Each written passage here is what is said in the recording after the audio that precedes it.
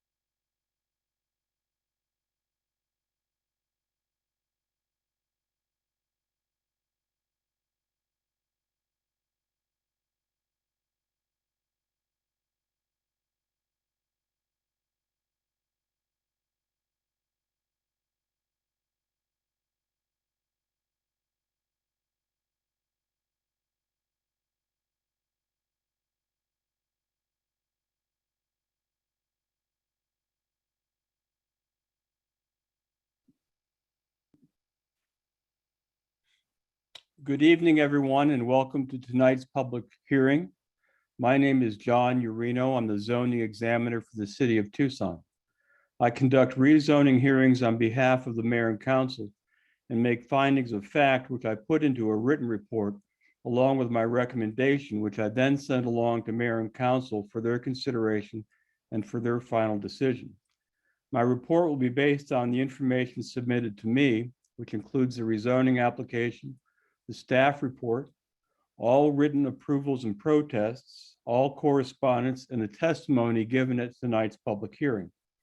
I will also include in the record all documents submitted to me up to the close of the public hearing. A recording of tonight's testimony is being made. If requested, a transcript will be prepared. With that in mind, those of you who wish to testify, I would ask that you please speak clearly and begin your testimony by stating your name and your address. The process goes like this after the hearing. After I close the public hearing, I will first complete a preliminary report within 5 working days. Then I will prepare a final report. The final report will be issued 2 weeks after the close of the public hearing. For those of you who wish to receive a copy of my preliminary report and are not a listed party, you may please send an email to tucsonrezoning@tucsonaz.gov. Again, tucsonrezoning@tucsonaz.gov, or call the Planning and Development Services Department. A copy of the final report will be available from the Planning and Development Services Department, and I send the final report to the mayor and council. At the scheduled public hearing on the case, the mayor and council will then vote on the matter based on my recommendation, along with other factors. Tonight, we have 2 cases set for hearing. We'll proceed in the following manner. I will call the case and ask the staff, a member of the Planning and Development Services staff, to give the staff report. I will then ask the applicant or the applicant's representative if he or she would like to make a presentation.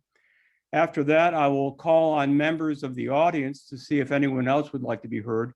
And I've received emails alerting me to the fact that we have some speakers who've requested in advance to be heard. So I will take those folks first, but then open it up to others. I encourage anyone who wishes to speak tonight to please do so. I cannot have any communication with anyone outside of this public hearing. So if you have anything you would like me to consider on these rezoning cases, please testify tonight at the hearing. The first case is case C9-2123, H2K pad. Mr. Beal, are you presenting the staff report? Yes, I am, Mr. Urino. Thank you. And I get Mr. Longa, Rob, if you could put we're going to share, Mr. Urino, the location for the site, and the applicant was going to put that onto the screen so we can maybe get a little orientation. Thank you. Okay. Oh.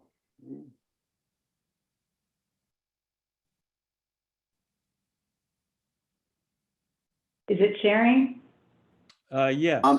It is, but it's not maybe the next slide. Perfect. Okay. So this is a request by Carrie Sylvan of Lazarus and Sylvan on behalf of the property owner, Arizona State Land Department, to rezone the parcel from RX1 and RH to pad zoning. The rezoning site is located at 11401 East Benson Highway on the north side of Interstate 10 between Houghton Road and Colossal Cave Road. And the total site area to be rezoned is approximately 2160 acres. H2K pad proposes to allow for future development in response to prevailing market conditions and provide for the creation of an industrial campus strategically located near Interstate 10 and the Union Pacific Railroad. The pad district will provide an opportunity for a variety of industrial uses, including users desiring large pieces of property.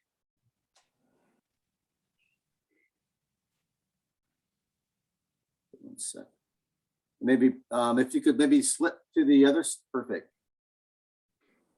So the project has several overarching goals for the creation of this pad. And some of those goals are to provide the opportunity for development of industrial uses to meet market demand, facilitate the opportunity to create manufacturing industrial jobs, and then also preserving and enhancing the Julian Wash corridor and the riparian area to support groundwater recharge, wildlife habitat and connectivity, healthy vegetation, and provide natural open space areas and a recreational trail.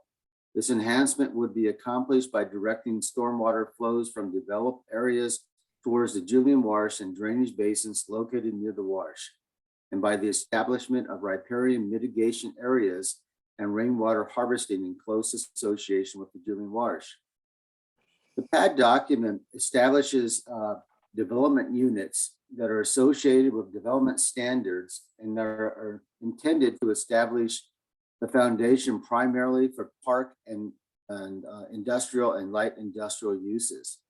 The PAD is modeled after the city's park industrial PI and light industrial I1 zones, uses and standards. There are 2 permitted uses from the heavy industrial zone I2 that are permitted: heavy equipment manufacturing and primary manufacturing. Specific site plans or detailed layouts are not included yet, since it is not known exactly which type of development will occur in these development units. But this detail will be provided by future purchasers of land within this pad through development package submittals. Once the property is purchased from state land at an auction, the purchaser will be responsible for creating more detailed master plans and reports for the entire development unit during the process referred to as secondary planning. Several factors why the site is highly suitable for industrial uses is its proximity to I-10 with direct access to both Houghton Road and Colossal Cave interchanges, proximity to Union Pacific Railroad, the existing dry and wet utilities either on or in close proximity to the site, and an opportunity to balance provisions of large developable area with market demand for potential large-scale industrial advanced manufacturing users with preservation and enhancement of the Julian Wash corridor. The development units have, there are several ones for Unit A, which is approximately 97 acres, Unit B, which is approximately 519 acres, and Development Unit C, which is approximately 557 acres, and Development Unit D, which is approximately 562, and then Development Unit E, which is approximately 137. The PAD creates a flexible entitlement process for a variety of uses and land uses. It should be noted that, again, all permitted uses are in the PI zone and I1 zone per the UD's Unified Development Code. Heavy equipment manufacturing and primary manufacturing. And then it should, a rail spur also in connection with any permitted uses in the PAD is allowed. Uses not permitted are a railroad yard or switching yard as a primary use, hazardous material manufacturing or any other I2 permitted use, except the heavy equipment manufacturing and primary manufacturing. And should be noted that billboards are not a permitted use on the site in the project area, and that there are 3 existing billboards in the project area which will be removed as a condition of the PAD rezoning. Maximum building height is 140 feet with a maximum of 200 feet permitted for non-habitable structures. Should be noted that there has been a environmental resource report that identifies areas on the site that meet the city of Tucson's definition of protected riparian area, and that any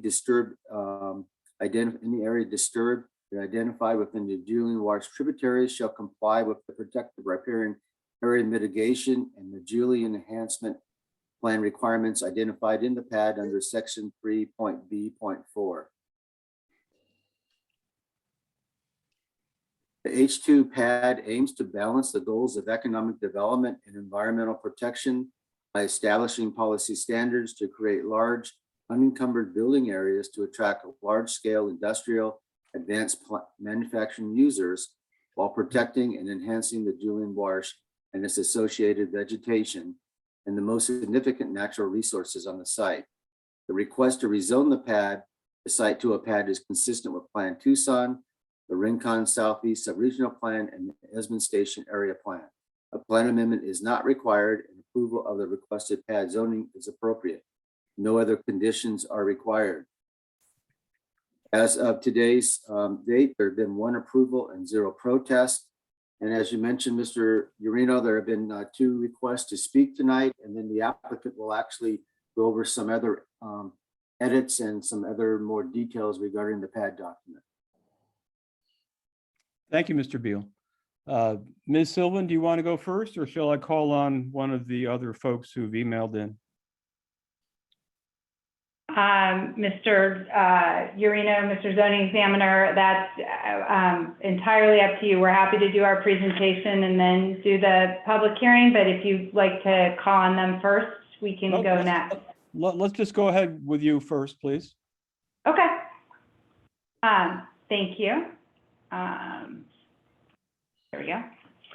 Carrie Sylvan with Lazarus and Sylvan, representing the State Land Department. And with us tonight are Rob Longacre with WLB Group, also representing the State Land Department.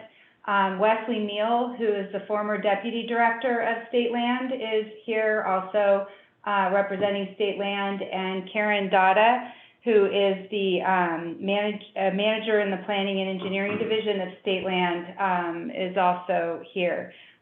We are excited to be here. This has been a long process, and we want to thank particularly city staff and a number of the stakeholders that I'm going to talk about in a minute for really working with us on this document.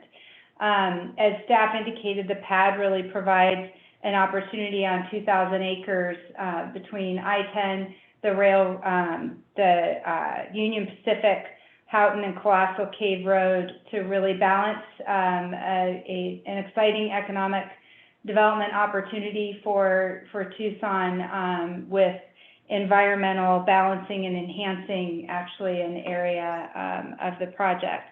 I am going to turn the hard stuff over to Rob, who's going to walk through some highlights in the PAD, and then I'm going to come back and talk a little bit more about the stakeholder engagement. Thank you. Mr. Longacre? Yeah, thank you very much. First of all, I'd like to touch on location, and I'll try not to repeat some of the information that John Beal provided to us, but location is always a key to any rezoning, but in this case, location is actually a very unique aspect of this site, and it's one of the reasons why it's so desirable to potential suitors and potential developers for industrial development. We have a large piece of property, it's under single ownership, excellent access to Interstate 10 and to Houghton Road, both of which Houghton Road has recently been upgraded, and the traffic interchange at Interstate 10 and Houghton has also recently been upgraded, so providing excellent access to the site. The site does enjoy adjacency to the Union Pacific Railroad. It allows future purchasers of the property to explore options for rail spur connections to the railroad. It also fronts on Colossal Cave Road, which provides a second point of access to Interstate 10. And then the site also, in fact, has a few neighbors, and I'll speak about them in a moment.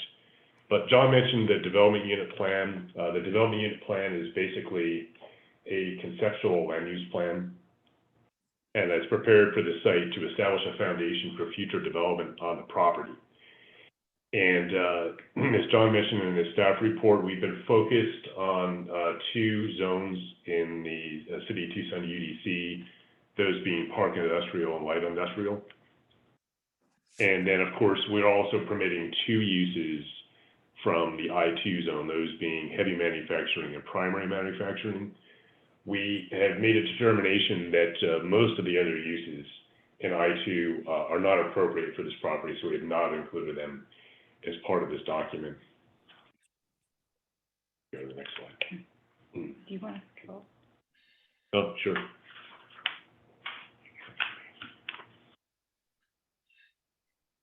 Okay. I should also mention that we've specifically prohibited certain uses from this property.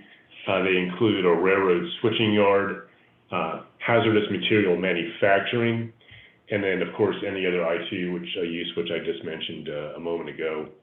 billboards, and then recently we've added cannabis cultivation as a prohibited use within this PAD.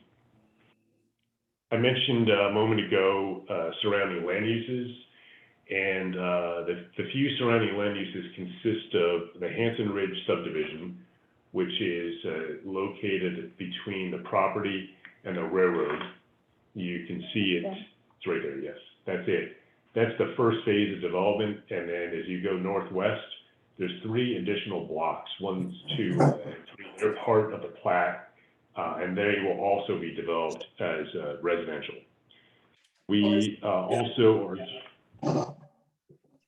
also adjacent to the Acacia Elementary School, located in the eastern portion of the site.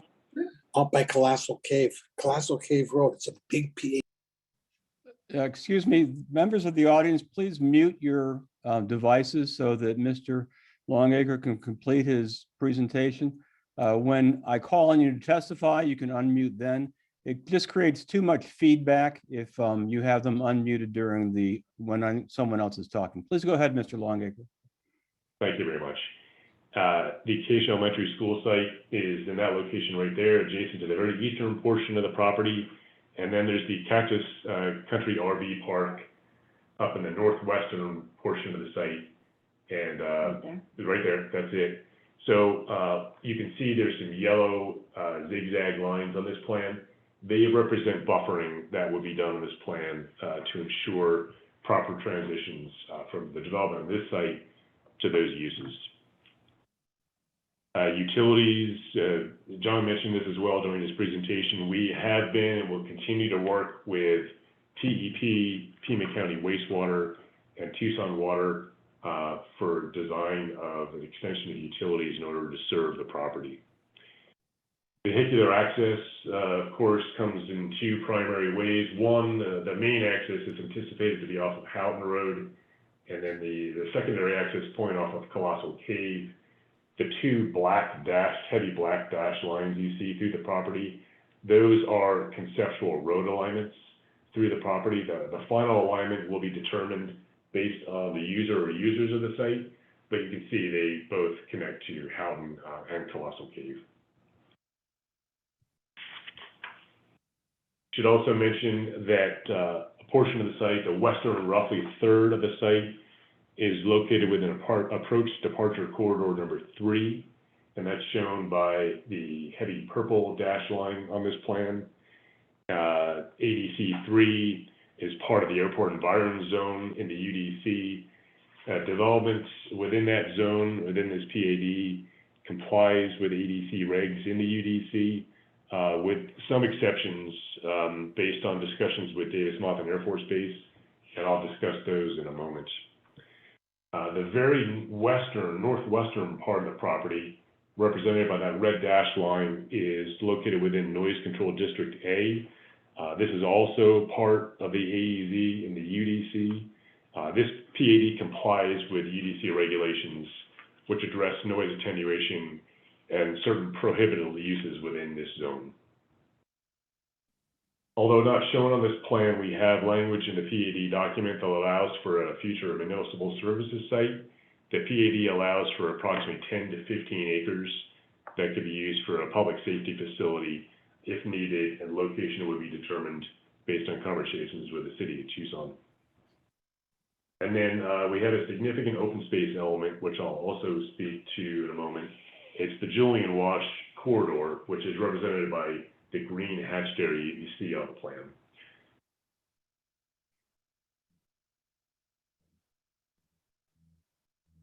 John also mentioned the development standards for the site, so I won't repeat those, but I will mention to you that the use-specific standards that are in EDC apply to the various permitted uses. They are in effect for this PAD. They are, as I'm sure you're aware, intended to mitigate any adverse effects on adjacent land uses. I also mentioned the EDC 3 a moment ago, and working closely with involvement and input from Davis-Monthan, we have crafted specific development standards for this PAD within that zone, which include a height increase to the 140 feet, no maximum floor area ratio, no requirement for underground meeting or function areas, and allows the storage of hazardous materials.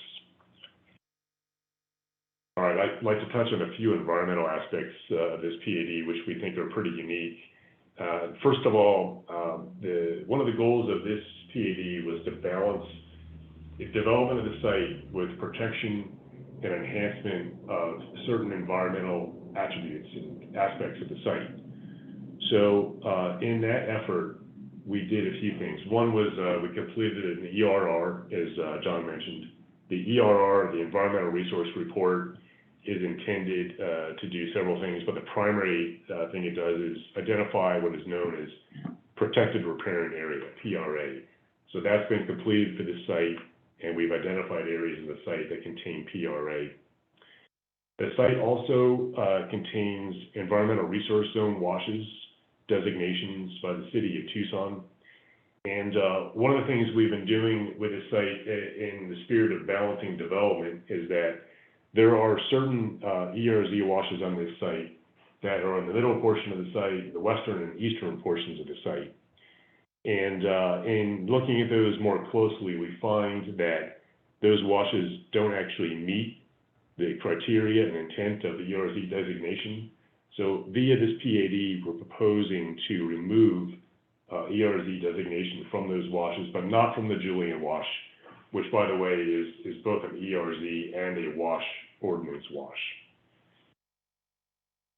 So as part of this balance, we've developed a program specific to this PAD, and we've named it the PRA Mitigation and Julian Wash Enhancement Plan, which on a side note, I'm realizing that enhancement is also going to occur in the Franco Wash tributary. So we may be renaming that to include the Franco Wash, so it's clear that mitigation efforts will occur in that wash as well. But the overall intent of the plan is protection, enhancement, compensation, and balance. Balancing development of the site and compensating for disturbance of other washes on the site and PRA by coming up with this strategy where we are protecting and enhancing the Julian Wash Corridor.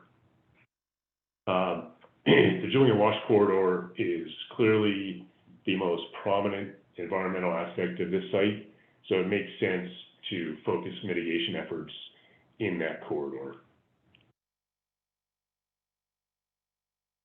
Part of the focus and part of the plan intent is to create healthier vegetation, better wildlife habitat, and connectivity in the Julian Wash Corridor and the Franco Wash tributary by focusing efforts to plant mitigation plants that are required for PRA disturbance in those two wash areas. We've also developed a strategy for directing more surface water to the Julian and to the Franco. And this will be accomplished by grading the site in a manner where surface waters, post-development surface waters, can be redirected and directed toward the Julian Wash and the Franco Wash. This will allow additional water to get into those areas, and in turn will allow for additional water to enhance introduced vegetation and to provide more water to existing vegetation in those wash corridors, all fully in compliance with the City of Tucson regulations regarding washes and floodplains. And then the last component of the Julian Wash Plan has to do with recreation. There is a trail, it's Trail 16, it's the gas line trail. City of Tucson trail maps that's shown through this property along Interstate 10. And then the Julian Wash Greenway, which actually terminates near the northwest corner of the site. As part of this plan, either one of those washes, or those trails, could be extended through the Julian Wash corridor to provide and add a recreational element to this enhancement plan. The other plan that we're pretty excited about that we've introduced recently into this PAD, we've named the Agua Verde Creek Open Space Preservation Plan. And this plan, we're pretty excited about the ability to provide off-site mitigation for this specific PAD. And the State Land Department has been able to designate certain trust lands in the Agua Verde Creek corridor for inclusion and disposition of land within H2K, which would then ultimately be deeded to an entity for conservation as open space in perpetuity. And we feel that this benefits not only the city of Tucson, but the greater Tucson area. It protects the long-term viability of the Sonoran Desert through open space preservation, habitat conservation, wildlife linkages, and protection of a major wash corridor. There's various details to this plan, but overall, for every acre of regulated riparian habitat disturbed, 5 acres of off-site open space would be identified and ultimately be conserved as open space. Another unique component to this PAD is what we call secondary planning. And this secondary planning acknowledges that planning doesn't end when the zoning is approved. So we've set up a framework to allow for master plans to be prepared after the zoning will be approved. And these master plans would address additional planning that is required in the following areas: vehicular and pedestrian circulation, surface drainage, environmental resources, water, wastewater, and then they would also establish design guidelines that cover architecture, landscape, low impact development, and green infrastructure. All right, last few things before I turn it back over to Carrie. But as with any rezoning, particularly this one of its size and complexity, the details of entitlements are ever evolving, and this project is no different. In fact, over the last couple of weeks, it's evolved, and in fact, it evolved again yesterday. So this has resulted in us making modifications to the document that was originally submitted. So today, in fact, I sent a document to John Deal, and it specifically outlines the changes that we've made to the PAD document. I won't go over them in specifics, but I'll tell you the areas that they address.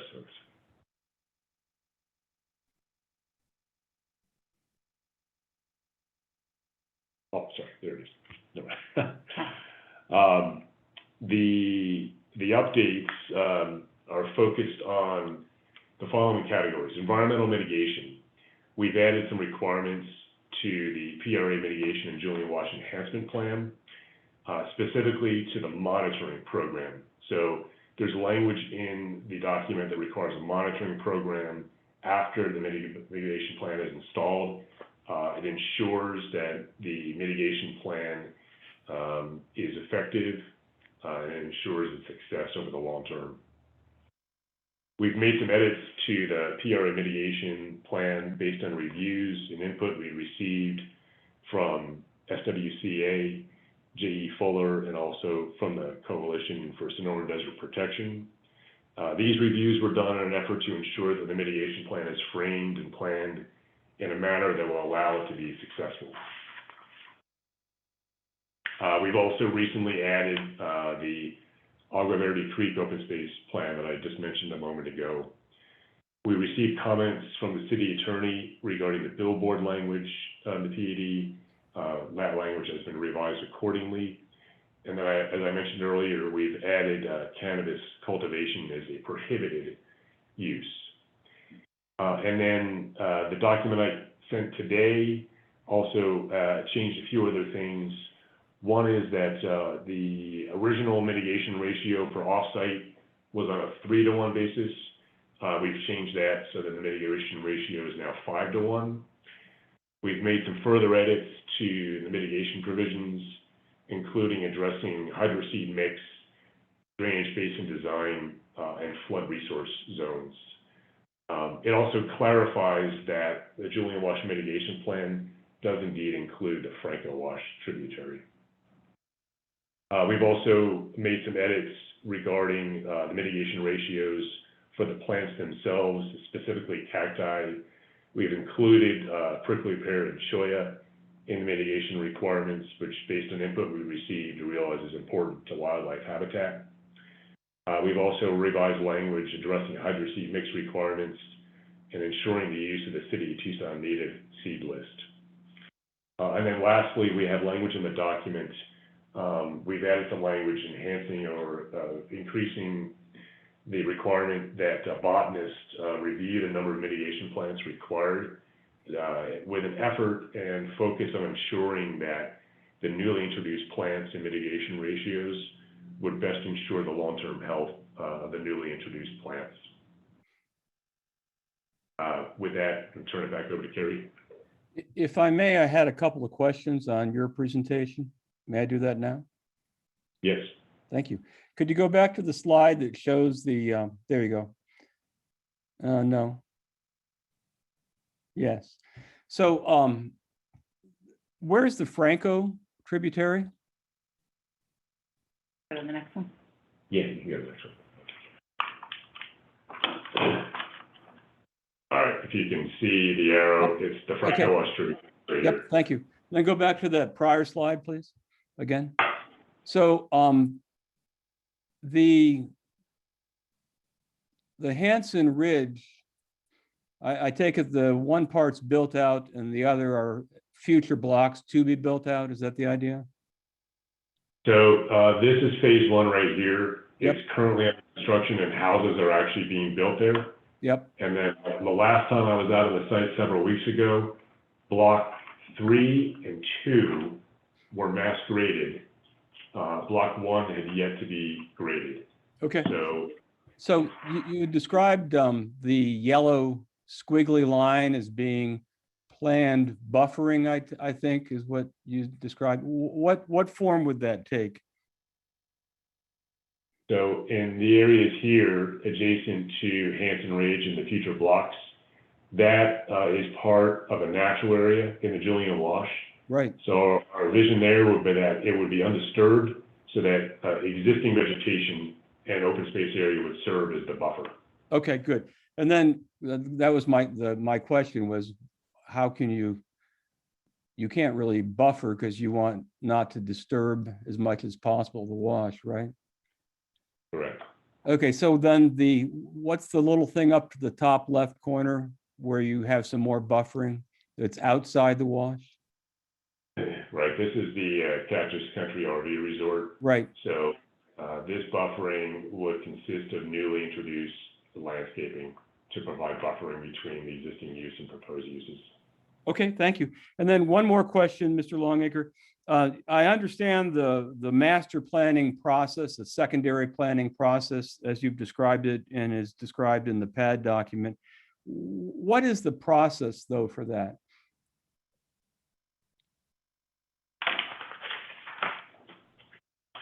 So master planning process is, let me just pull up the PAD so I can tell you specifically how it's going to work. Thank you. Post approval of the PAD, and once a purchaser buys all or part of the site, then they would move into this next phase and prepare master plans. And the process basically is that one of the first steps is that the purchaser of the property would meet with the city of Tucson. So we have it set up so that there's a pre-application meeting with the city of Tucson, and that meeting will be attended by staff members from the State Land Department. And the initial purpose of the meeting is to discuss the scope of those master plans, so that everybody agrees what the intent of the master plans is and what they need to accomplish. And then with that clear direction and then move forward, the purchaser would have those plans prepared. They would be submitted to City Tucson for review, and any edits would be made based on comments from the City of Tucson. And that would be for consistency with the PAD document as well as other UDC provisions that may apply. Is that the idea? Yeah, consistency with the PAD, yes, UDC requirements. And of course, the other component is to come up with logical plans for, say, for instance, logical plans to say for utility systems where you've developed a strategy that makes sense for extension of utilities to the site, and not only to the site, but through the site, so that if others are connecting to utilities, for instance, that they're sized properly to accommodate other development. Sure, I saw that. Well, thank you very much, Mr. Longacre. Ms. Sylvan? Just a few quick mentions. I thanked at the very beginning both staff and a number of stakeholders, and I just want to mention and let you know where we made changes in the PAD specifically related to that input. So we had our neighborhood meeting in October. 12 neighbors came. I know that Mr. Wyruth, who's I believe on the line, was very instrumental in making sure that we got the timely feedback and knew what the issues were. The concerns mainly at that neighborhood meeting were relative to no rail switching yard and conformance to the Houghton Road scenic corridor, which we are complying with, and it says that in the PAD. We followed up shortly after that. We had not precluded the rail switching yard at the time of that draft. So we forwarded back about a month later to everybody who attended the meeting and let them know that we had submitted officially and that the rail switching yard was precluded, was a prohibited use. At that point, from November through April, we were really working through staff comments and didn't have a lot of public engagement. A couple weeks, about a week before the notice of the zoning examiner hearing, we went ahead and sent out a follow-up email to everybody who had attended the neighborhood meeting, letting them know where we were, that we were heading to the public hearing. And then there were two issues that Ward 4 made us aware of that were percolating in the neighborhood. One of them was the desire for that, for the public safety facility and municipal services area to be set aside, and the other was the marijuana cultivation. So those both are part of the submittal now moving forward, and we let the neighbors know that. Rob mentioned the Davis-Monthan in October, November. The Arizona State Land Commissioner actually reached out to Davis-Monthan leadership.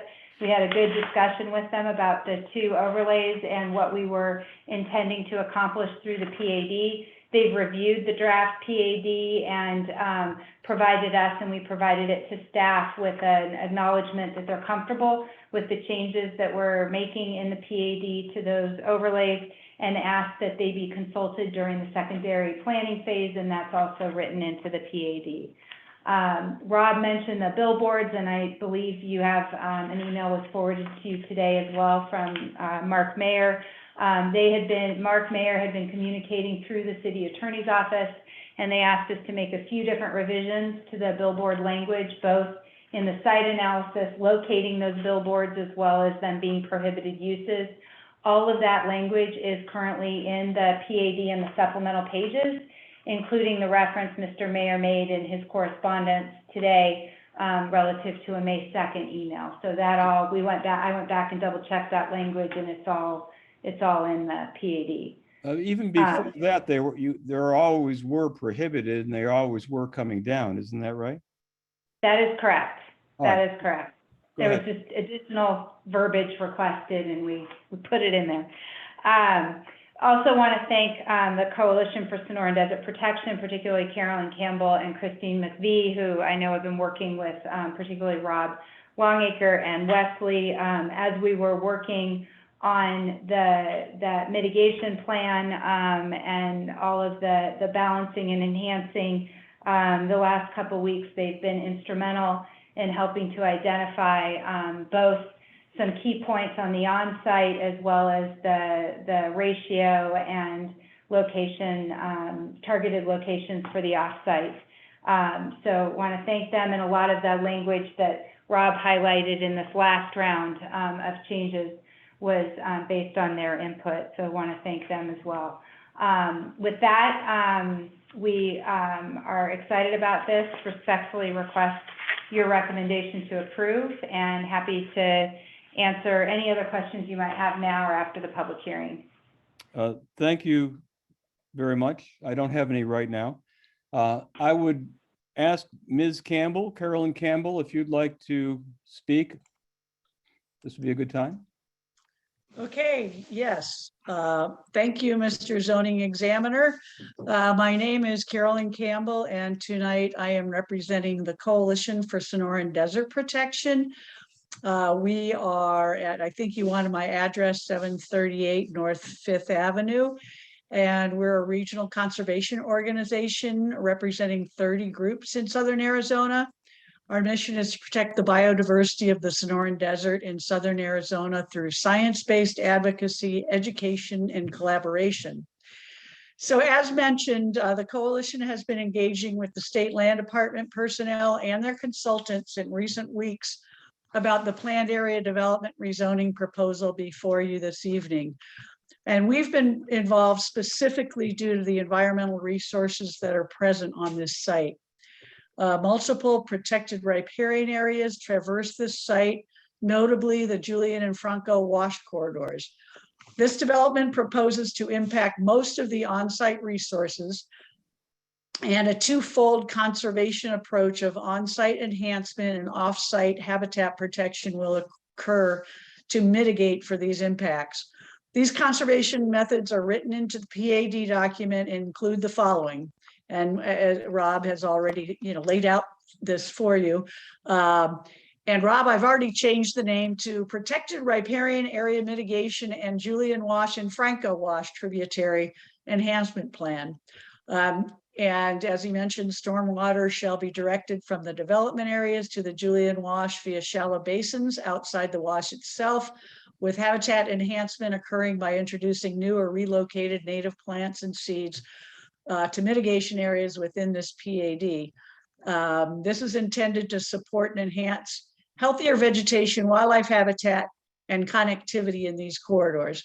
Additionally, the Franco Wash tributary will be initially impacted and subsequently treated similarly with native plant enhancement and stormwater basins. And then importantly, as mentioned, the Agua Verde Creek Open Space Preservation Plan. There are sections of state trust land in the Agua Verde Creek corridor that have been identified through multiple processes as valuable for open space conservation and wildlife connectivity. Portions of these lands will be included as part of the disposition of land within this PAD for open space conservation at a mitigation ratio of 5 acres of offsite preservation for each acre of disturbed regulated riparian habitat.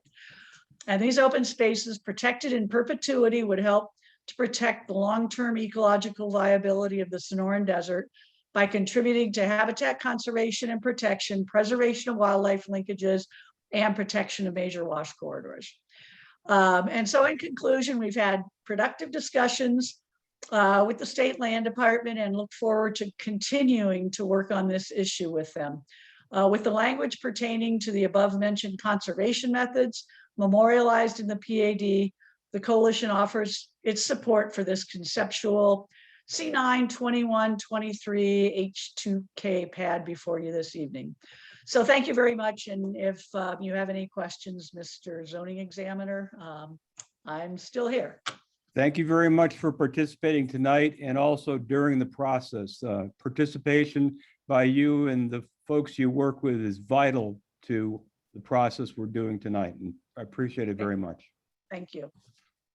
The next person who emailed in and requested to speak is Ian McCreary. Mr. McCreary, I am here. Thank you.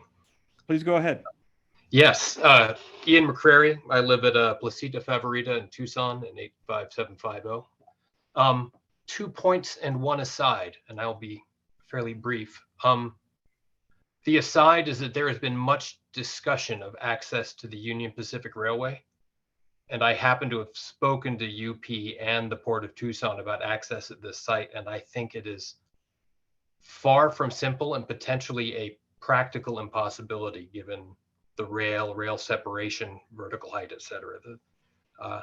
Just to bear in mind, I don't think it's going to be as easy as may have been suggested. My 2 real points have to do with zoning. The first is that I don't believe single zoning would be the best use of this site. Although I'm certainly in favor of industrial uses, Houghton Road seems a ripe place for services, especially given that that is the access for Pima County. Colossal Cave Road is arguably best served by opportunities for small businesses that don't need industrial space, but need retail and office spaces. So the area of Vail is dramatically underserved by simple places like UPS stores. And Colossal Cave by I-10 seems like an ideal location for those, and failing to allow for that option seems like a strategic mistake. It's simpler to do bulk zoning, but I think building some options into the plan would be very wise for all parties. My second point is a much more personal one, given that I was part of a group that had been looking at this land for factory use, potential investor. The prohibition against hazardous materials manufacturing became the rubbing point. There are many industrial operations where portions of the process may be deemed hazardous, but where those operations are actually safe and ecologically friendly and very compatible with desert wildlife and landscape and being adjacent to residential uses. So given that the city and the public and other stakeholders and ultimately the council all have the opportunity to comment and eventually rule on whether any individual company's operations can be allowed, it seems to me that the appropriate checks are already in place to make sure that appropriate businesses go in. And preemptively blocking them by limiting things to only 2 aspects of I-2, that seems at this stage to be unwise. And in some cases, given the feedback we've had from some in the city, it smacks of politics. So you had mentioned earlier that there were no objections to this pad. Allow mine to be the first, but only on those 2 areas. Otherwise, this looks absolutely fabulous and a good thing for the city. Thank you. Thank you, Mr. McCreary. Now I'll open it up to anyone else in the audience who would like to be heard on this case. Is anyone else present who would like to be heard on this case? Yeah, my name is Brian Schaller. I live out in Vail at 13830 East Cienega Creek Drive. Thank you.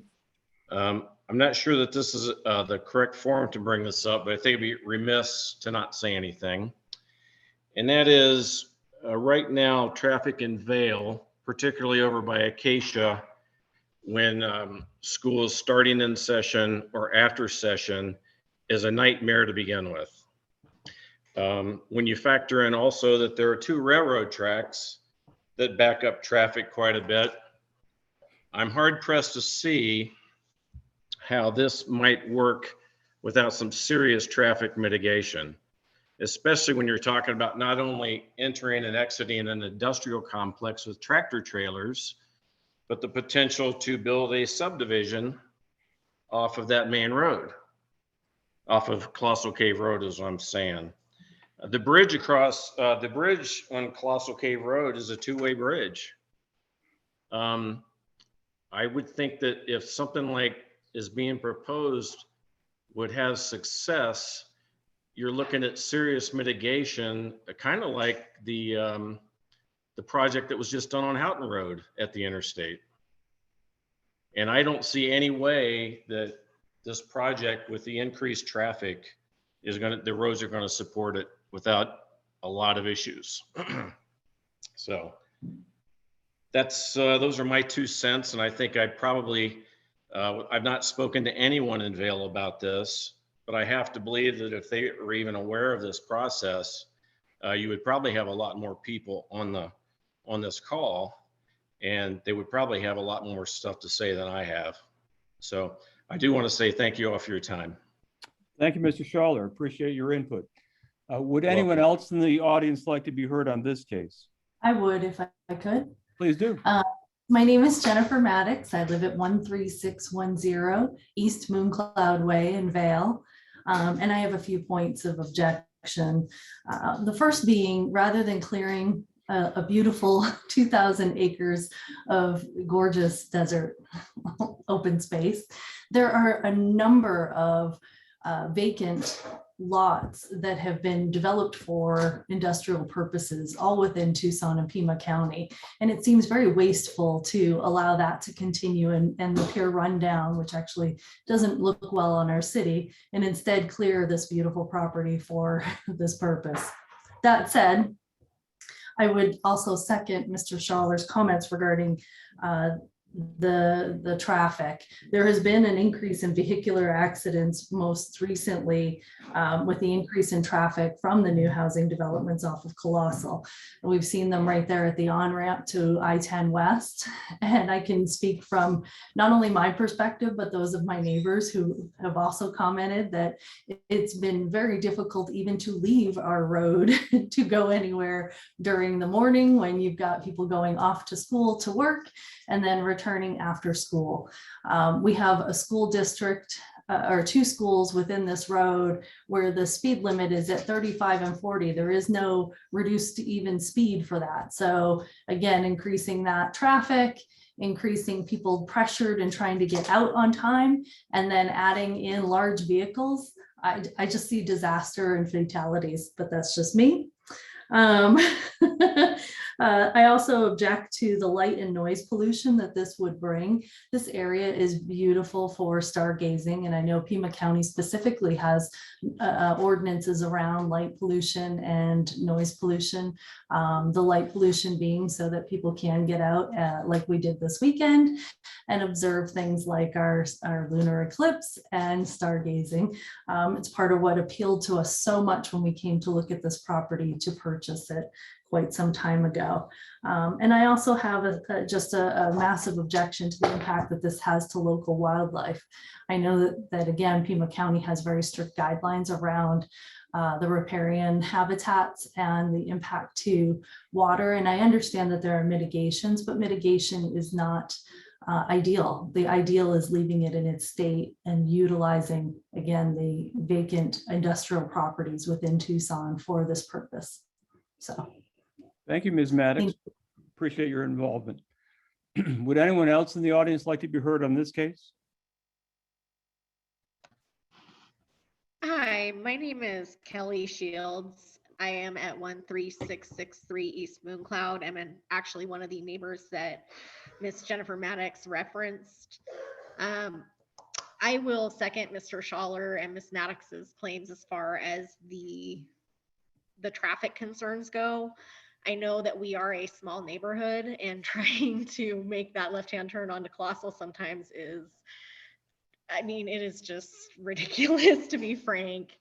You know, it's a small road, it's a small community over here on this side, and we're already having the concerns with the new developments going in, with the current traffic that there is. You know, it was a little bit surprising that when they were redoing the bridge over I-10 not so long ago, that they didn't widen that. As far as the kind of rail stations or links, I know you're saying no rail yards, but it's my understanding that Union Pacific is kind of making a goal to make these trains about 3 miles long. And with the double railroad tracks and with the space between Colossal Cave and Houghton, my concern is if they're making any kind of stop or change there, that's going to pause trains along those tracks, creating significant backups. I mean, even more so than we're already seeing. And it just, with us not having a secondary way kind of out of Vail, I guess you could say, you know, the increased traffic is really a concern. Thank you very much, Ms. Shield. Of course. Would anyone else in the audience like to be heard on this case?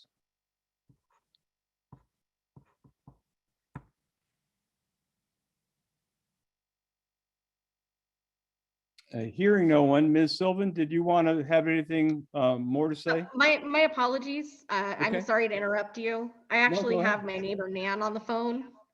Okay. She's trying to call in, but we were having a hard time.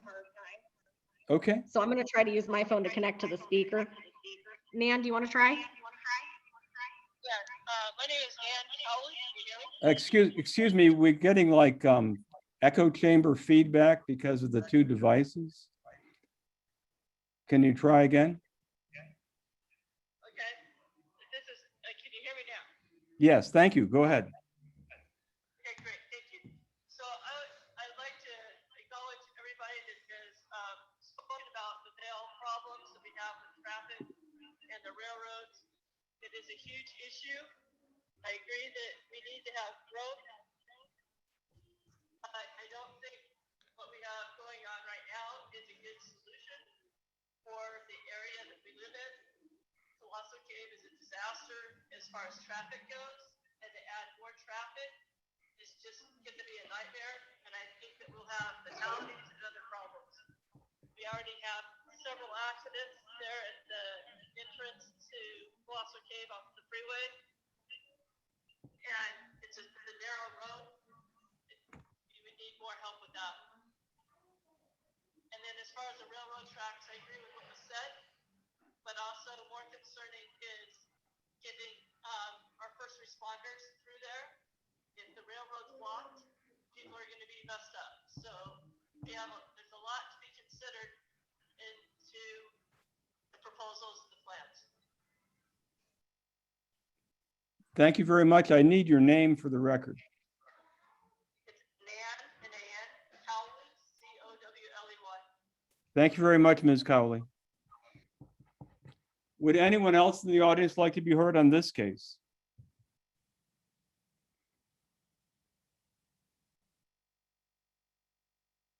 Hearing no one, Ms. Sylvan?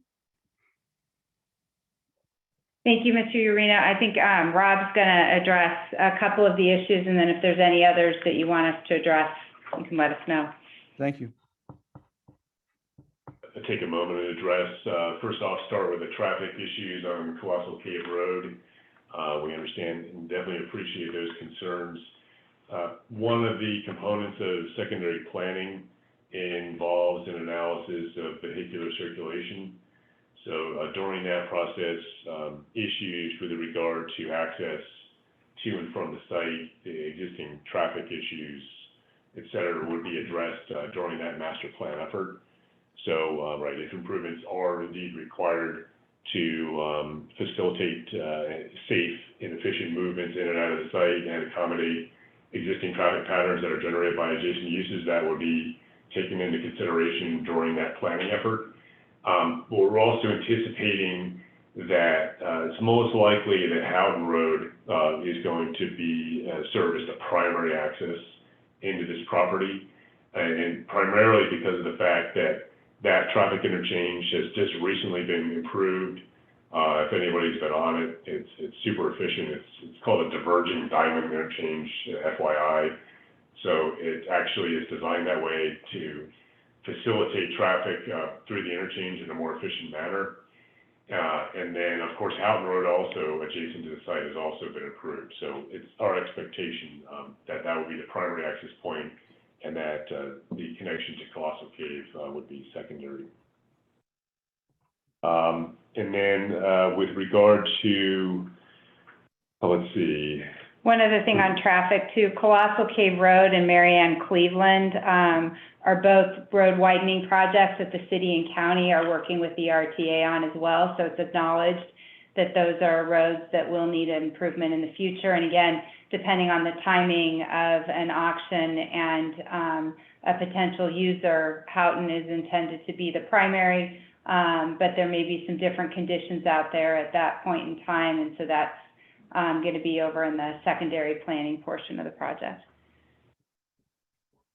And then Mr. Crew mentioned the access to the Union Pacific Railroad, and with that is an issue. The way that the PAD has been set up basically is that it allows the foundation for potential connection to the railroad.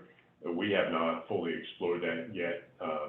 That would be done by a future purchaser. Once the future purchaser is identified and purchases the property and identifies a need to make a connection to the railroad, then they would be responsible for coordinating with Union Pacific in order to make that occur. There was also a comment about the length of the trains in the area, and it sounded like the speaker was talking more about a railroad switching yard which is specifically prohibited by this PAD. And then we anticipate that the spur connection is constructed, that you wouldn't have a 3-mile-long train accessing into the site. It would be something much smaller than that. And then there's also mention about the most appropriate and best zoning for this property. So we feel this property is highly desirable for industrial use. State Land Department is getting inquiries into this property. Some of those potential suitors and purchasers are interested in actually purchasing the entire property. So while we appreciate the points about mixed zoning, mixed development, there are opportunities, including land that's actually owned by the State Land Department in this immediate area, including the area of Colossal Cave. So as with any rezoning or land use, if there's a demand that seems to be arising for that use, of course, other properties outside of this PAD could be rezoned to accommodate those potential uses. Is there anything else we missed? I think that's, those are some comments we would offer based on the comments we heard during public testimony. Thank you, Mr. Longacre. Anything else, Ms. Sylvan? No, not unless there's something you want us to address. No, not right now, and not for this case. So I'm closing the public hearing on case C92123. I want to thank everyone for their participation. We have one more case on the docket tonight. It's case C92201, Tucson Mountain RV Park PAD. Mr. Beal, are you or Ms. Perrell presenting that? Ms. Perrell? Thank you. This is a request by Tom Guido, PE of TNT Engineering LLC, on behalf of the property owners, Danny Eftimov of Danny Builders, to rezone approximately 0.95 acres from R1 to PAD zoning to establish the Tucson Mountain RV Park Planned Area Development, or PAD. The proposal is for a 34-unit recreational vehicle RV park. There are 2 on-site existing structures, one consisting of approximately 1,400 square feet and the other consisting of 2,400 square feet. Both will remain to provide the registration or security office and a small restroom/laundry area. The rezoning site is located at 2059 West Ajo Way on the south side of Ajo Way, approximately 400 feet east of the intersection of West Ajo Way and La Cholla Boulevard. Although the applicant is requesting a rezoning to a PAD instead of the standard RV zone, the base zoning for the PAD will be the recreational vehicle RV zone, but tailored to provide flexibility for the site and its existing condition and size. Flexibility includes dimensional site features such as parking density, landscaping, pedestrian pathways, setbacks, etc. The site was originally used as an RV park and it was non-conforming under the R1 zone. The PAD will bring the property into conformance with the Unified Development Code and allow the site to resume operating as an RV park. The proposed RV park is supported by applicable policy direction provided by Plan Tucson. Again, the PAD will bring the property into conformance with the Unified Development Code and allow the site to resume operating as an RV park, subject to compliance with the requirements set forth in the Tucson Mountain RV Park PAD. Approval of the requested PAD zoning is appropriate. No additional conditions of rezoning are required. And as of this hearing, there have been 7 protests and 1 approval. Thank you, Ms. Perrell. Would the applicant like to be heard?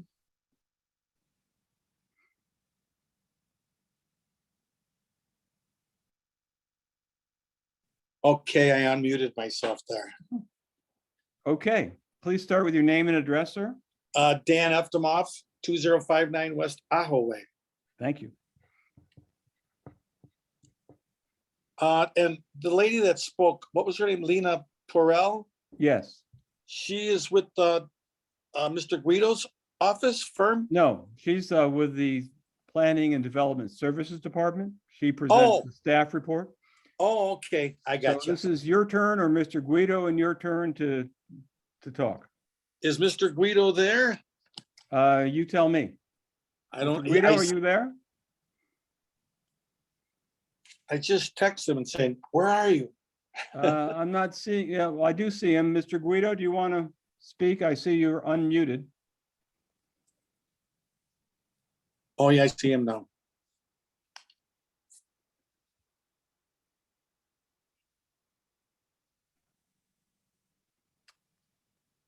Tom, you there?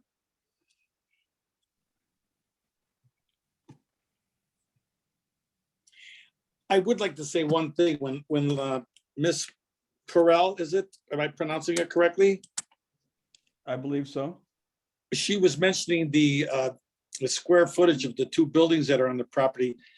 That's incorrect for some reason. She said 2,400 square foot. My house, the house that's there is only 1,200 square foot. And the utility building in the back is the only other structure. And that is, oh God, that's about 400 and something square feet. I don't have the dimensions in front of me exactly, Okay. but it's two restrooms and a laundry facility. Can you hear me now? Yes. Okay. Mr. Guido, go right ahead. I guess my presentation is pretty brief. There were some security concerns expressed by the neighbors. We're proposing to put up a 7 to 8 foot dented fence. There were some concerns, I guess on all four property sides, north, south, east, and west. Currently, there's no physical barrier on the south boundary. The vegetation is going to remain in place, but just trimmed, and we're going to add to it. I believe the PAD references 33 feet on center for box plants that will hopefully grow into mature trees. Anything else that the neighbors would like to address? I'd be happy to answer any questions. Okay, before we do that, I had a couple of questions, Mr. Guido. Yes, sir. So is my understanding from the application in the file is that the non-conforming RV park use was discontinued sometime in 2015 or 16, is that correct? That's correct. All right. And then essentially the proposal is for a pad for 34 units on just short of an acre, is that right? That's correct. And so a density of about 34 units per acre, is that right? That's correct. The RV zone would require 7,000 square foot lots and would allow for about 5 units. Is that more or less right? That's more or less correct, yes. And as I understand it, the proposed development would not have any rear or side buffer yards? We tried to replicate the existing condition of the original RV park, and that didn't have any buffer yards on it either.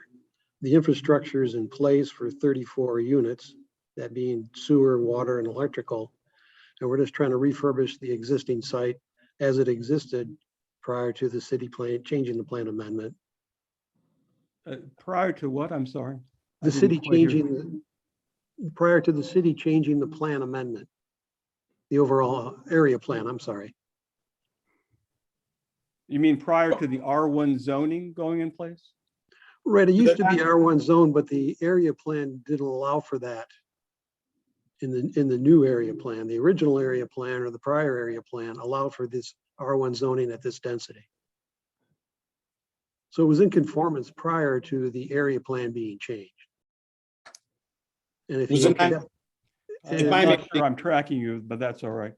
It was a non-conforming use since 1953. That's what I understood. What I understood was you had maybe you didn't own it at the time, but someone had a non-conforming use. It was annexed into the city. R1 zoning was applied to this property as well as other properties in the area.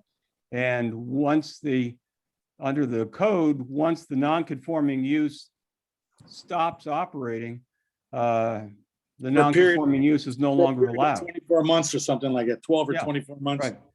So yeah, the couple that owned it all those years got a divorce, and that's what happened. They shut it down. Sure, I get it. All right, I appreciate it. Mr. Eftimoff, anything else you'd like to say now before I ask other folks to speak? No, I read the comments that they made about, they were worried about people like coming down the alleyway in the back and like entering their property from ours and well, I'm putting a fence all the way around the property. There never was before. There was only a fence on the front and actually on 3 sides, and the back was open, but the fence was deteriorated. Half of it was there and half of it wasn't. I don't know how much existed on the west side, but the east side, there was a fence there all the way to the back and all the way along the front. It's all going to be brand new and first class. I mean, I'm spending a lot of money to make it really nice. Asphalt, all new electrical, plumbing, 50 amp circuits, but meters on each lot.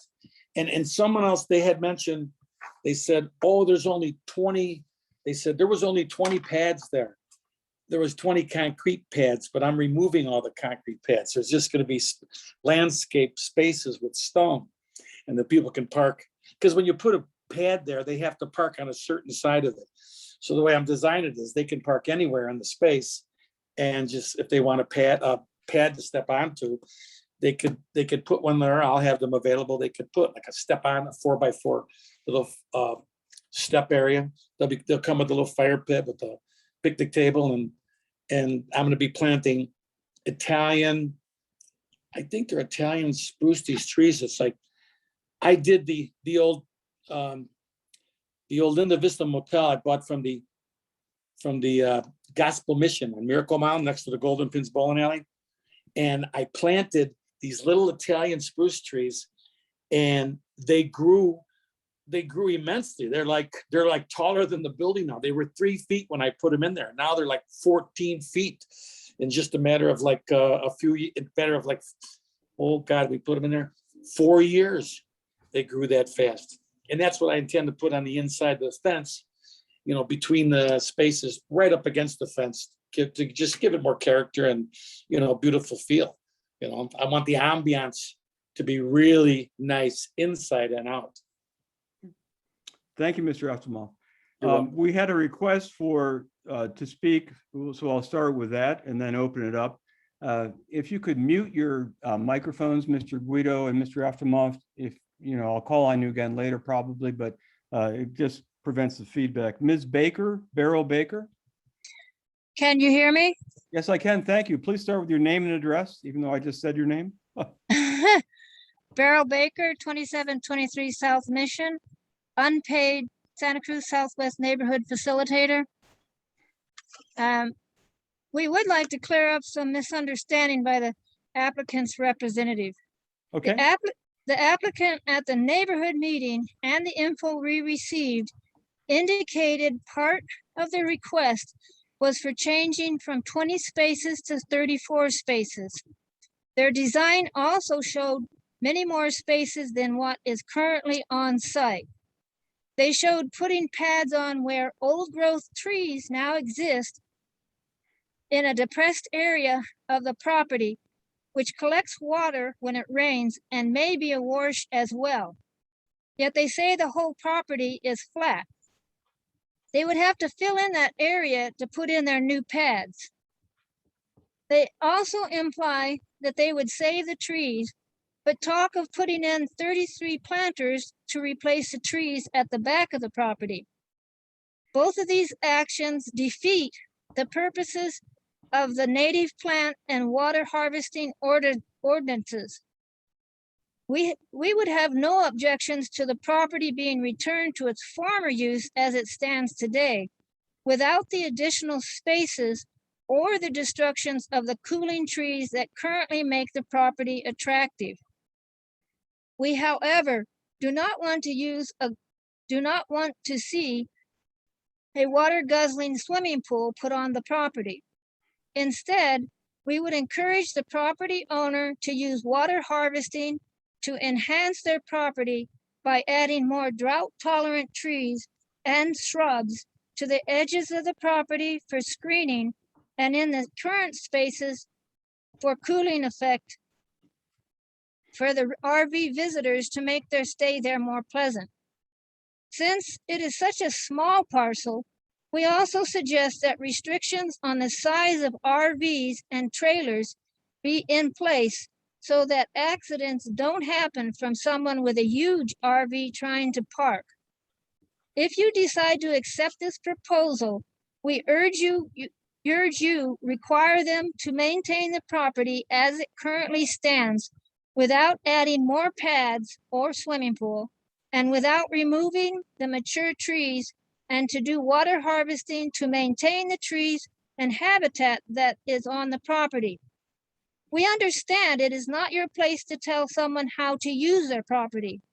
However, the changes they are requesting would affect negatively the properties adjacent to them. So we are encouraging them and you to use our suggestions on how they could be good neighbors. Thank you. Thank you, Ms. Baker. We appreciate your input. Would anyone else in the audience like to be heard? Mr. Lorino, my name is Jonathan Brubaker. I'd like to speak if I may. Yes, you may, Mr. Brubaker. Start with your address, please. Sure. Full name is Jonathan Michael Brubaker. I am the owner at 2030 West Probasco Drive, Tucson, Arizona, 857-464023. I have previously written in my objection, and I'd like to speak myself, for the meeting as well, if I may. Yes, you may. I do have your objection, but that's not said to you to cut you off at all. Please go right ahead. Right. Thank you very much. When Mr. Eftimoff had spoken about how there wasn't an existing fence in the back, or it was just falling apart and whatnot, basically discounting the fact that there used to be a barrier there and no longer is, and so should not be replaced. That is one of the major objections that I have to this parcel being changed as well. My property is abutting to the utility right-of-way in the back of the property line. And I've been in my property for almost 25 years now. So I was here back when this property was in use as an RV park, and since it was also been dormant. And when it was in use as an RV park, the amount of people that would walk through the back of the properties, I understood because, it is a right-of-way and they're allowed that, but the amount of people that will go through, and then also the destruction of my property and my other neighbor properties, and the noise and just the amount of people going through was just unsettling, to where it didn't feel safe being out in the back of my property in the evenings. And that's a safety issue that I'm still concerned with, especially going from 20 to 34 with no way of preventing pedestrians or other traffic from going from the back of the RV park through the right of way. Okay. Anything else, Mr. Brubaker? Yeah, if there was a way to restrict the flow and either put up a wall or some kind of barrier to prevent, I would remove my objection. Okay. Thank you very much for your participation, Mr. Brubaker. Thank you. Would anyone else in the audience like to be heard?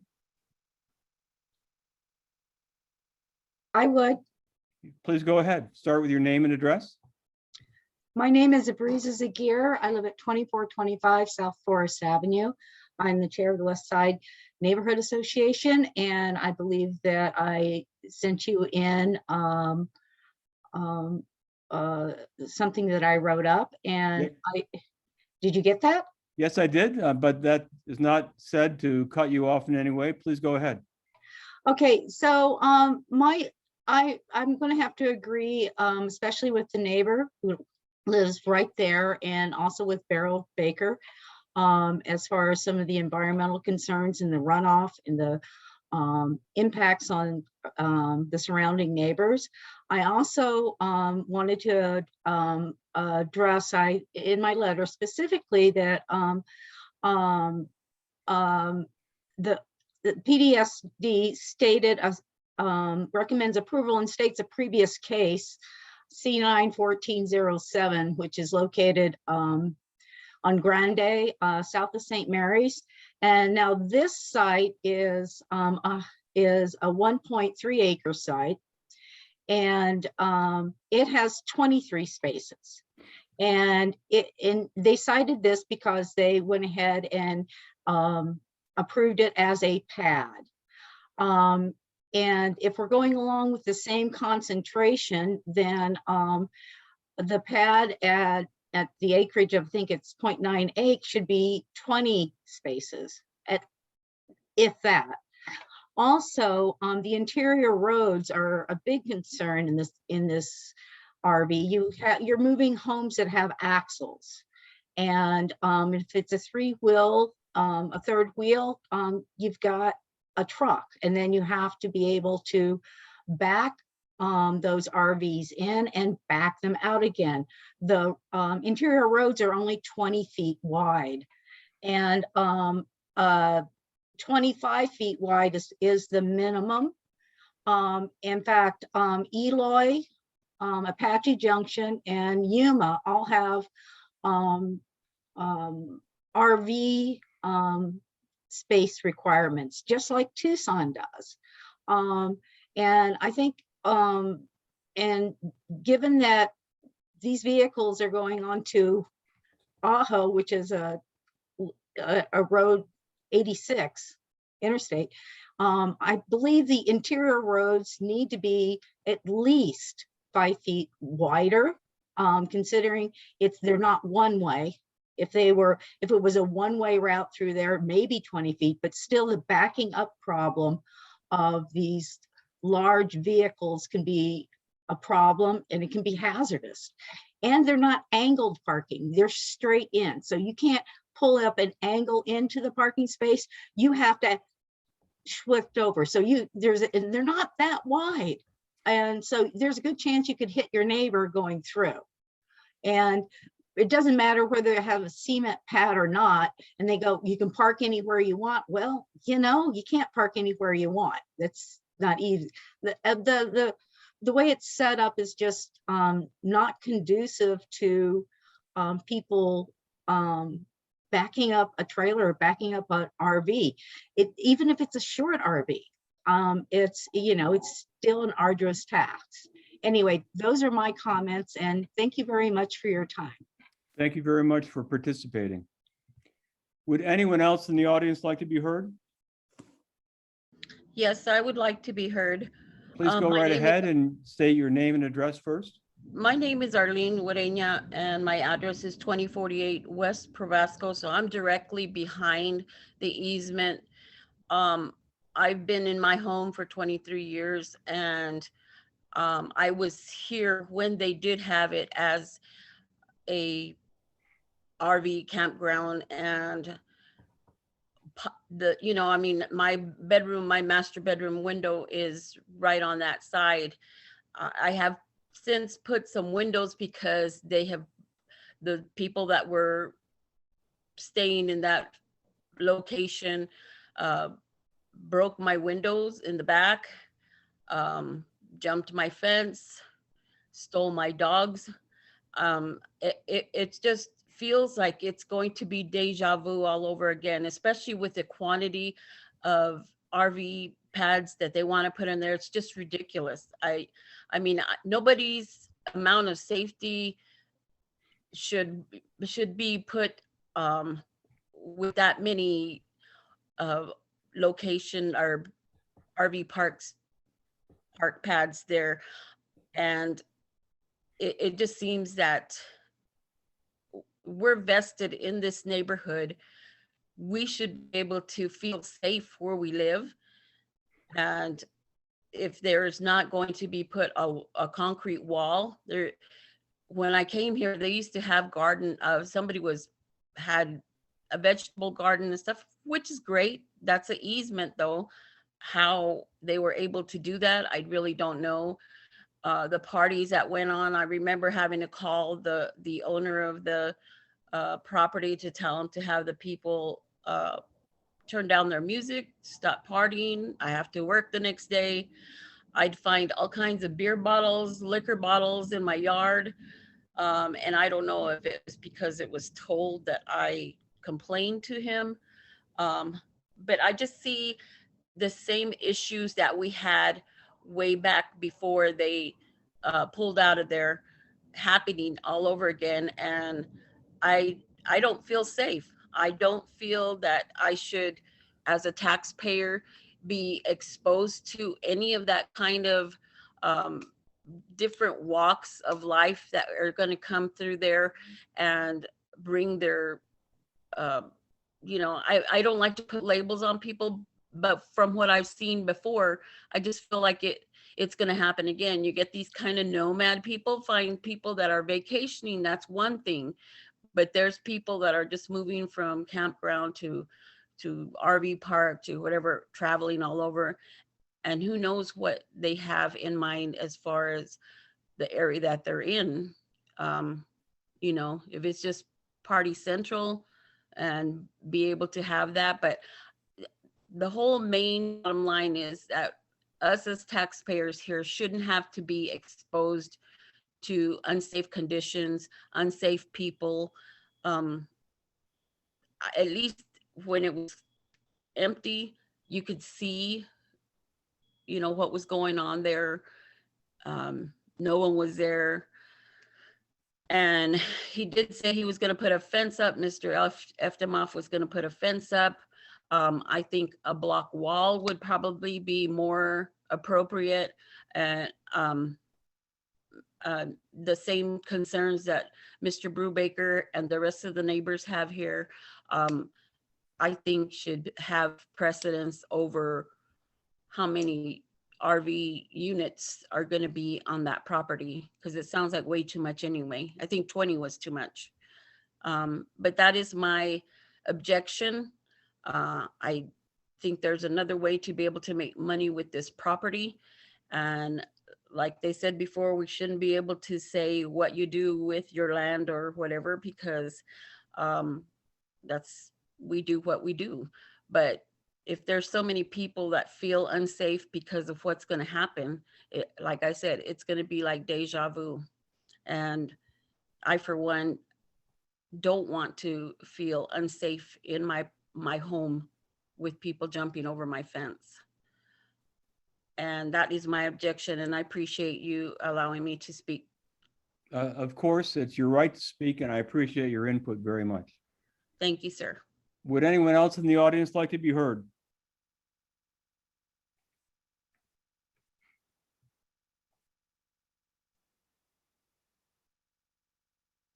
Hearing no one, Mr. Guido, did you want to make any further remarks? Yes, I would. I guess the major concerns are security, density, and vegetation. And I think the main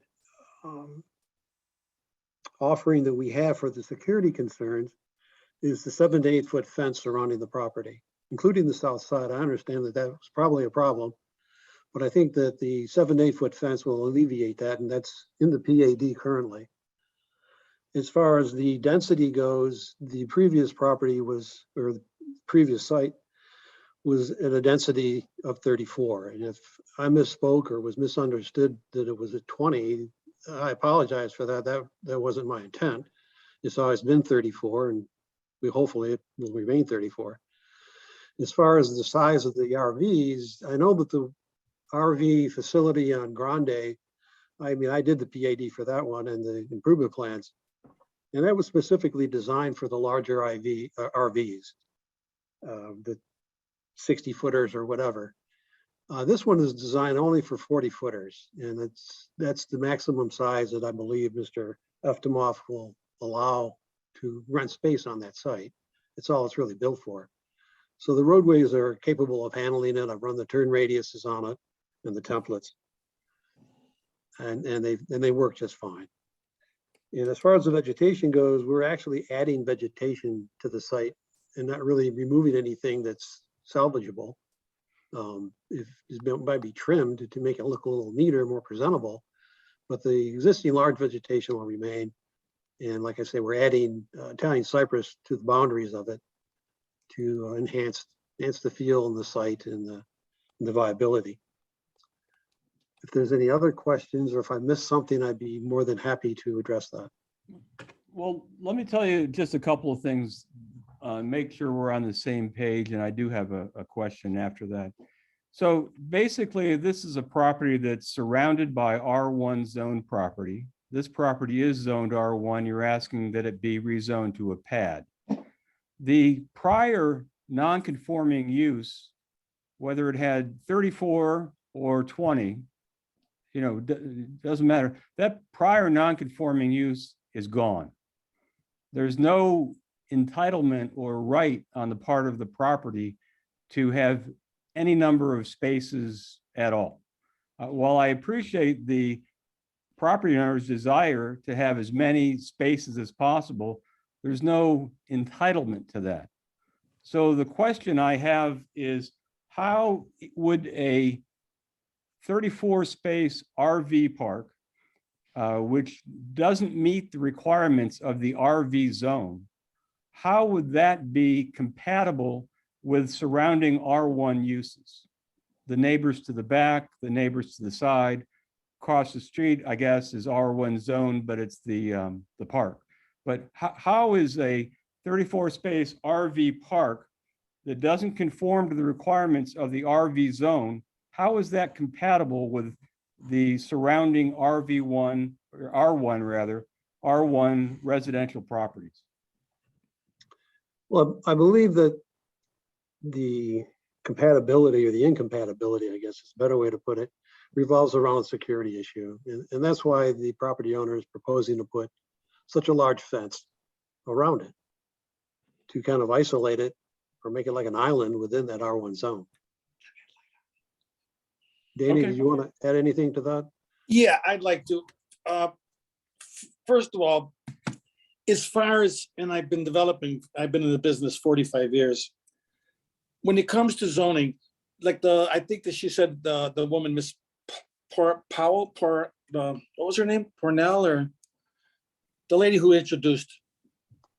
Go right ahead. Keep talking. She said it was 400 feet from the light. Well, when it comes to development and planning, you never have residential on a major street right next to commercial, which is what the corners should be. When you're right there at an intersection.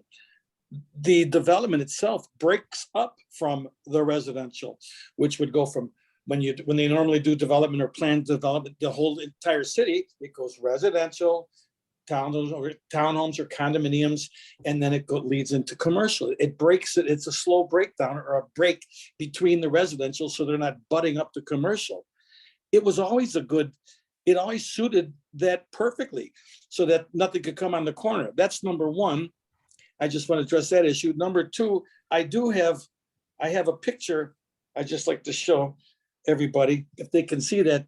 That's the type of fence that's going up with the rusted steel, and then you see the picket wood. It's going to allow the air to get through. Now, it's not going to be as wide as that I got there.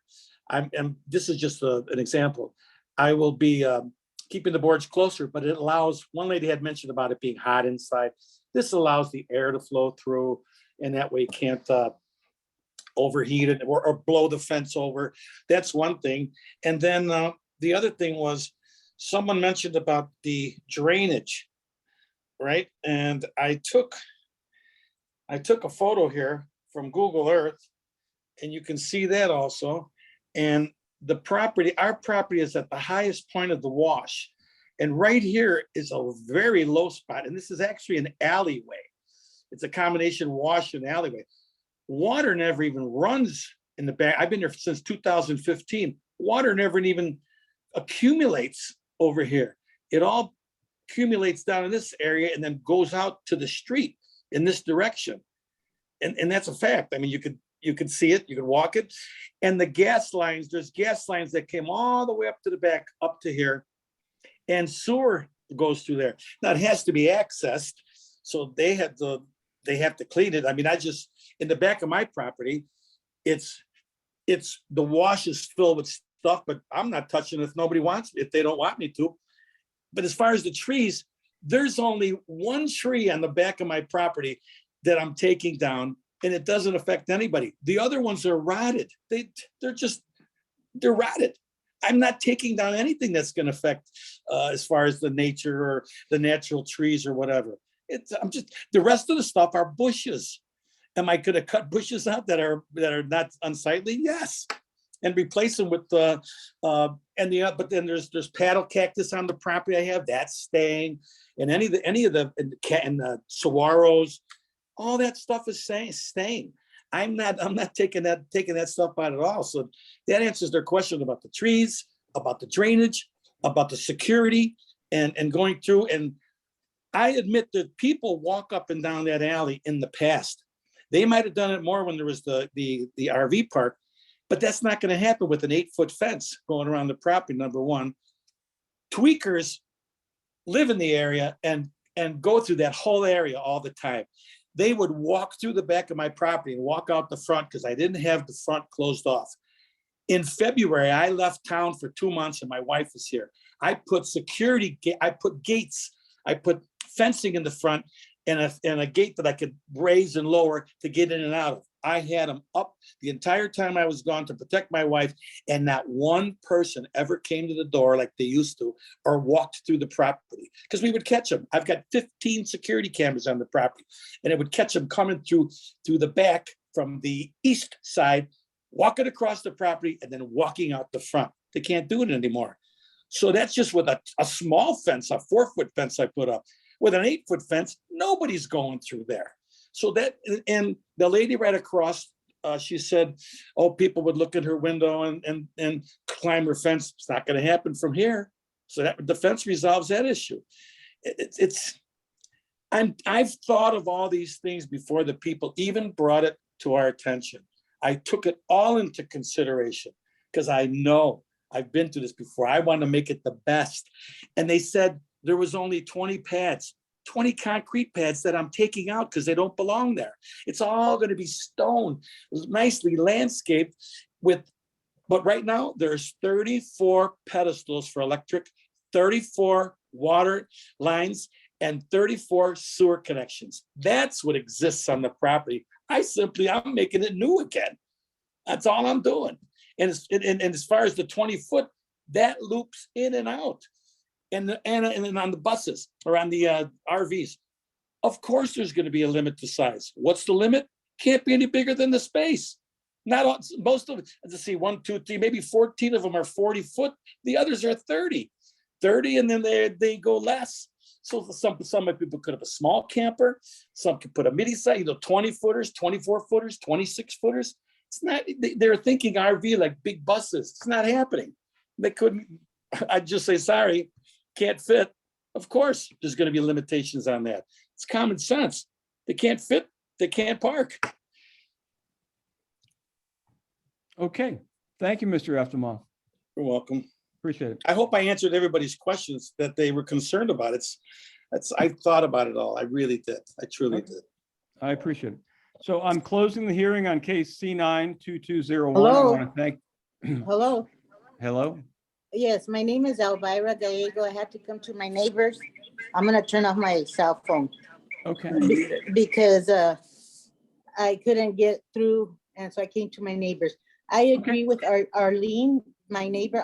My name is Elvira Gallego. I live at 2054 West Probosco Drive, which is right behind the RV park. And the reason for me wanting to speak is because prior to this, when there was other RVs placed there, I had a German Shepherd that the people that lived at the RV threw a stake with what is it, that antifreeze, and killed my German Shepherd. Back then, Richard Miranda was the chief of police, and he came over and he says, yes, it was that your neighbors threw a stake in there with antifreeze. Okay, so I am totally against having so many RVs there. And if anything, they should have a block wall. So that way we hear no noise. And also you guys stated that he stated that he's going to put some fire pits. There's mesquite trees, there's in our backyard. And one of those, it could be windy and one of those chips could catch on fire and there goes our houses. I mean, I'm not happy with the situation in which you guys are trying to place so many RVs, right behind my yard and not make it, I won't feel safe. Right now, I feel pretty safe because I could see back there, there's nobody except there's one trailer that's been parked back there for a while. It's right behind my backyard. And I have a dog that I don't want, for the people that live at the RVs that stay there, that they poison my dog again. I'm not happy, and I'm totally against so many RVs being placed, so many spaces. If so, there should be a block wall, at least high enough so we don't get any of the noise from them, and no trespassers. Because as Arlene stated, my neighbor, that she had people throwing bottles and cans into her yard, breaking her window, going into her backyard. Same goes to me. People would jump into my backyard. They'd get in there and they'd probably take stuff. I don't know, so I'm not happy with the situation in which they are just wanting to put a wooden fence. I don't agree with that. Thank you, Ms. Gallego. Okay, and here I am with Mary, and her husband. I couldn't unmute mine, so I'm Mary Montoya, 2042 West Probosco. We're the three neighbors almost right behind the trailer park, and you have my protests. Yes. And we want a tall wall and we want a brick wall. So that way we don't have to worry about the noise, people coming back, in the alley, the wash, so you have my complaint, and we just don't want it to be so big. It's nice and peaceful and quiet. There's only like 9 houses on this street, and we like it the way it is. We don't need any more congestion. And Ajo is going to be more congested with all the traffic, so it's bad enough as it is. So that's, Better it doesn't seem Yeah. to be zoned for that. it's not zoned for it, so I just say we don't want it. Whatever we have to do next, we'll go to the mayor and council. Thank you for participating, Ms. Montoya. Thank you. All right. So I'm now closing the hearing on KC 92201, and I hope everyone has a safe evening and good night. Thank you. Good night.